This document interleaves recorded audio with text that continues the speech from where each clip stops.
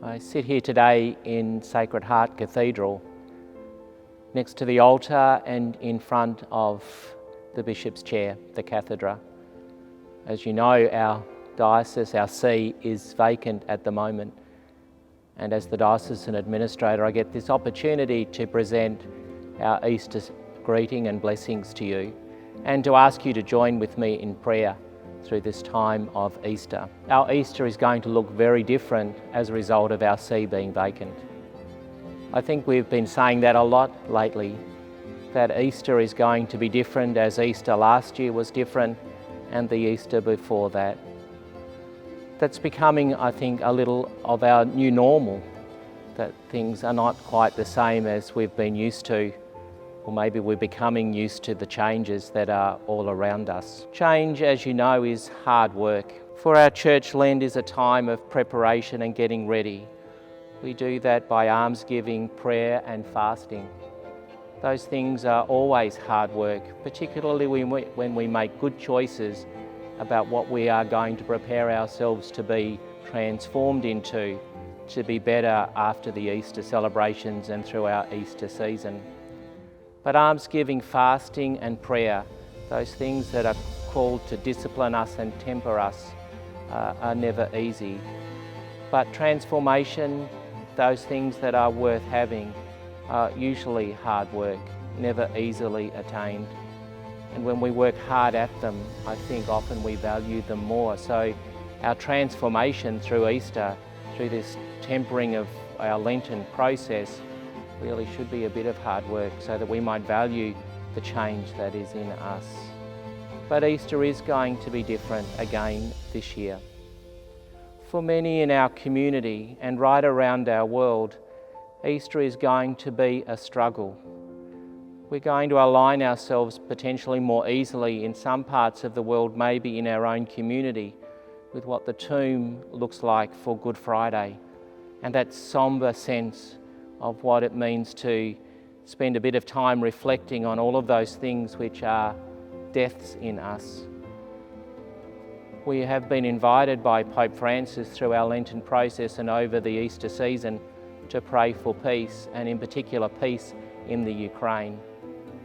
Peace is not an easy thing to achieve, but we hold those people in our prayer and we ask the Lord to hear us. We know many people in our community who live with domestic violence, and homes that don't have peace could be right beside us. Sometimes we don't know their names, but they ask of us to notice their plight and to, at the very least, not be silent in the face of what's happening around us. We're mindful, aren't we always, of those other challenges in our community, and we remember today and through this Easter time those people in Lismore and southern parts of Queensland that are again and will again face flooding. Peace is going to be so hard to attain for them. On Good Friday, I often think about the struggles and tragedies of life, the despairs, those moments when hope is hard to achieve. On Good Friday, I spend quite a bit of time trying to place some of those things in my own life and the lives of the people around me in the tomb with Jesus. That tomb holds so much promise and so much hope. Like all tombs for us as Christian people, we're not meant to spend a lot of time in that tomb. So we sit on Good Friday holding the despairs and tragedies of the people around us and placing them with Christ, so that He might change and transform, that He might take that despair and turn it into the hope that comes from the resurrection. I was very fortunate a couple of years ago to be able to go to the place where Jesus Himself walked in Jerusalem, to visit the tomb of the Holy Sepulchre, to be in that tomb and to place my hand on the slab where we believe Jesus was laid.